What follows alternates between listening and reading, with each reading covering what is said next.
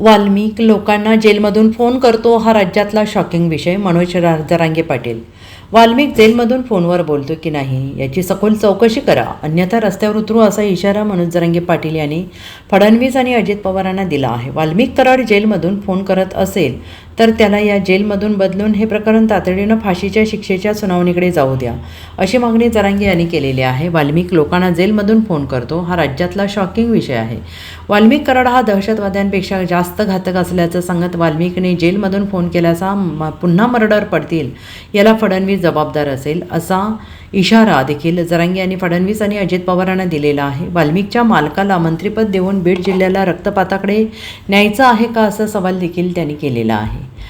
गृहमंत्री फडणवीस साहेब बारकाईनं लक्ष घालावं. हे राज्यासाठी घातक आहे, इतकं घातक आहे की एखादा आत्मघातकी दहशतवाद्यापेक्षाही घातक आहे, महाघातक. जर जेलमधून संतोषभाई देशमुखांचा नंबर 1चा आरोपी जर लोकांना फोन करत असला तर या राज्यात पुन्हा मर्डर पडतील आणि त्याला जबाबदार फडणवीस साहेब तुम्ही असताल.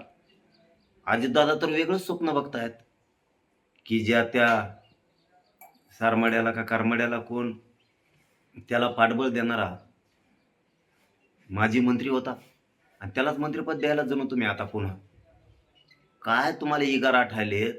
विनाशकाले विपरीत बुद्धी, अजितदादा यालाच म्हणलं जातं. विनाशकाले विपरीत बुद्धी, वारकरी संप्रदायाचे संस्कार, शिकवण आणि ती मन तंतोतंत अजितदादाबद्दल आणि फडणवीस साहेबांबद्दल खरी व्हायला लागली की विनाशाकडं बहुमतात गेलात तुम्ही, पण विनाशाकडे चाललात तुम्ही. कारण महादेव भैया मुंडेचे आरोपी तुम्ही पकडत नाहीयेत का, तर तुम्हाला गुंडाच्या टोळ्या चालवणारा नेता जागवायचा. जो संतोष भाईचा खून करून 1 नंबरचा आरोपी मध्ये आहे, तो जर बाहेर फोन करतोय, इतकी जर मुभा आहे त्याला, तर तुम्ही आता मंत्रिपद सुद्धा द्यायचं ठरवलंय त्याच्या नेत्याला.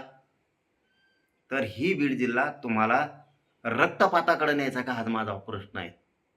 जर तो फोन करत असला आतून तर त्याला त्या जेलमधून पण बदला आणि तातडीने आता ही फाशीच्या शिक्षेकडे हे प्रकरण सुनावण्या लवकरात लवकर जाऊ द्या.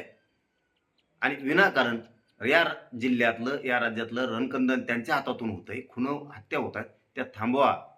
तुम्हाला विनंतीपूर्वक आमचं सांगणं आहे, उगाच मंत्रिपद वाटेत बसून तुम्ही वाटोळं करू नका. आणि तो बोललाय तर आता फाशीच्या शिक्षेकडे तातडीने सुनावणी जाऊ द्या आणि याची सखोल चौकशी करणार रस्त्यावरती. अजितदादालाही सांगतो आणि फडणवीस साहेबाला सांगतो, रस्त्यावरती आता आम्ही येणार. Bureau report, SBN Marathi, Jalna.